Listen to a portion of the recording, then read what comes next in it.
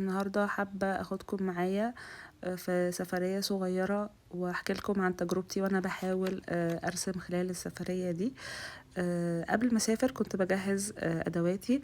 اشتريت الكالر باليت دي او الباليتة الالوان المية دي، وكنت متحمسة ليها جدا لانها حجمها صغير وبتاخد مجموعة مناسبة من الالوان، وهي مش بتاخد مكان، وهتنفع في الرسم الخارجي او في اثناء السفر او في لو بتتنقلوا في اماكن كتير وبترسموا، فهي عملية جدا وكنت متحمسة ليها وكنت فاكرة ان انا استخدمها طول السفرية. بس هحكي لكم انا استخدمت ايه في الاخر.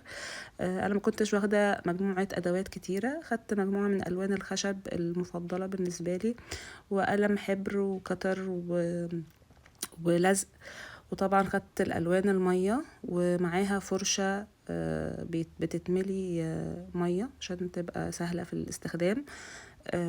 وكلهم مش بياخدوا مكان كبير، وجمعتهم في المقلمة دي. واخدت معايا سكتش بوك الصغير ده الابيض جاي مع الكالر باليت والسكتش بوك اللي انا بستخدمه في الرسم وانا بره. وجمعتهم كلهم في المقلمة بحيث ان هما يبقى وانا بتنقل سهلين ومش واخدين مكان معايا. وكمان اخدت معايا الارت جورنر بتاعي اللي هو الكبير دوت، ودي كانت الادوات